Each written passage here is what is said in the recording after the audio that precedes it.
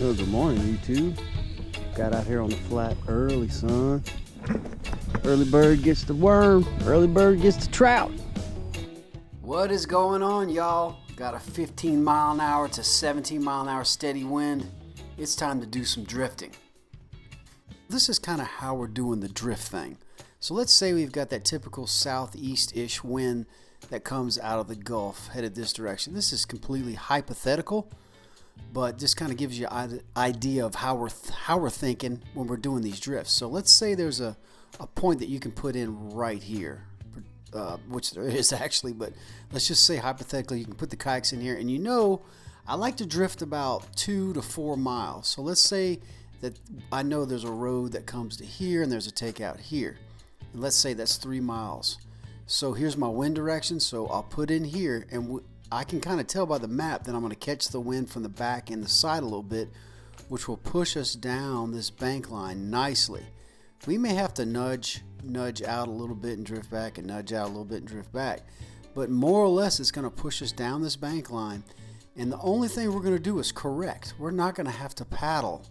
Now, what wind speed is perfect for this kind of a drift? I like anywhere from 12 to 15. So this is something to do on a little bit higher wind day. You're catching the wind from the back, you're throwing with the wind, and you can make longer casts, and it's pushing you like a troll motor on 2 at 12 to 15 miles an hour. Anything lower than 10 is a much slower crawl, and I would choose a closer takeout basically. So that's kind of how we're doing this 4-mile drift. We had a steady 15 mile an hour. I knew we could cover more territory. So I guess you could say the wind speed determines how far I'll drift. I never really go much over 15 though, 16, 17 max. And I try to keep it between like 10 and 15 is just perfect. So there you go. That's how we're doing this drift. Let's take a look at the action.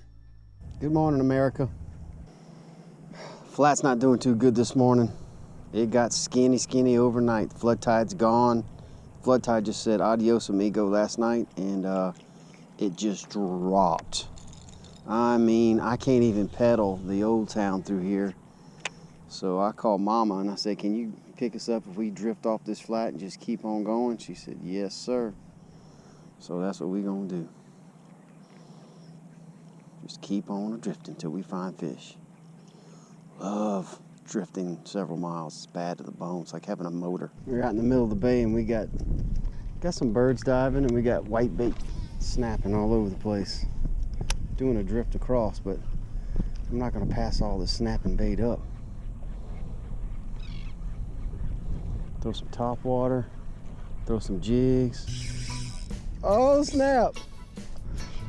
Out in the middle of the bay, people, and I just hung something big. Woo-hoo-hoo-hoo.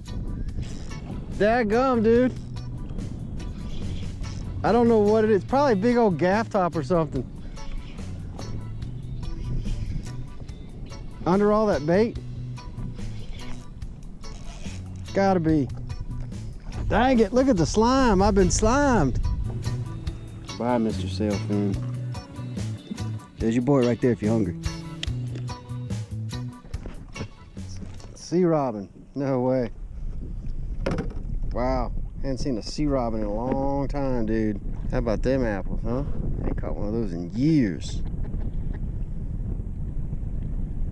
It's actually flying into the wind. All right, let's let this bird go. Get out of there, boy. Crazy. I was just bumping bottom. Some things you need to know when you're doing long drifts. It's not something you can just do one day. You need to know where you're putting in, taking out, obviously, but then you need to have spots along the way where you know there are takeouts. In case something happens, you tire early, someone were to get hurt, you need to have exit strategies all along the way. So there are quite a few things to keep in mind. Oh, just hung a big one. All right, found some clean water. Time to drop anchor. If I can.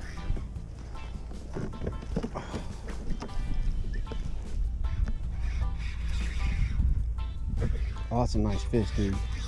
I'm drifting over this so fast. Gotta get climbing to the back. Clip. Chunk.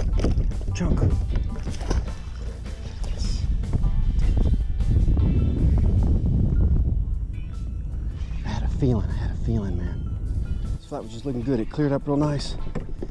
And I just started standing and jigging above the grass, man.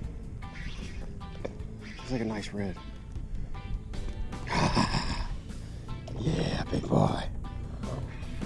Been a while since I caught a nice red. They've been scarce all week. It's been all trout. Been all dink reds. This is a good boy. Yeah. Fish bites wins, buddy. Fish bites. Fight Club. Got me out the hole I was in. He'll make it. He's legal eagle. Yeah. That's what I'm talking about. Look at that. Fish bite right in the corner of the mouth. How about them apples? That's what I'm talking about. Beautiful. What we got here, son, is a... Oh, man, yeah.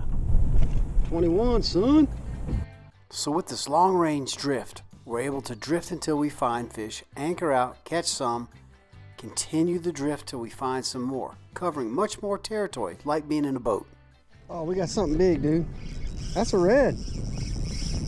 Hell yeah.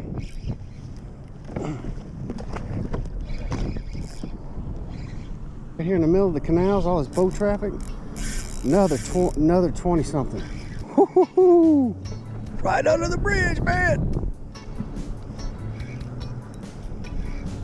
That's a good one.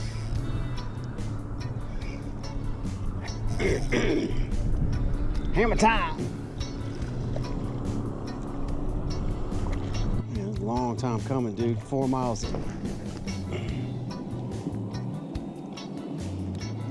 Oh yeah, bro. He legal. He might make it.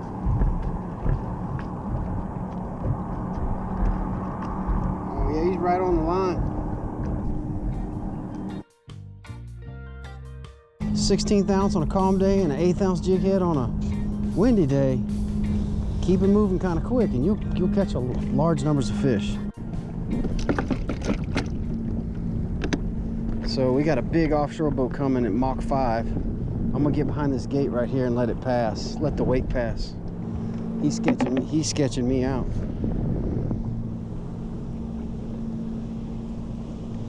He actually slowed down for us a little bit. Here we go. This is a little sketchy. You really gotta watch yourself.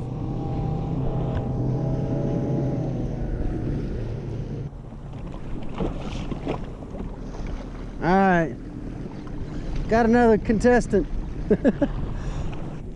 Well, this is some interesting looking structure. I wish I had some finger mullet and my stiff rod to pitch under these docks here. Looks like Mangrove Snapper City. Don't forget to like and subscribe, guys. Thanks a lot for watching. Don't forget to go check us out over at Patreon, posting all day, every day. If you want to go fishing with me, 30milesout.com or rockportkayakfishing.com. Got all the information on both. Catch you later.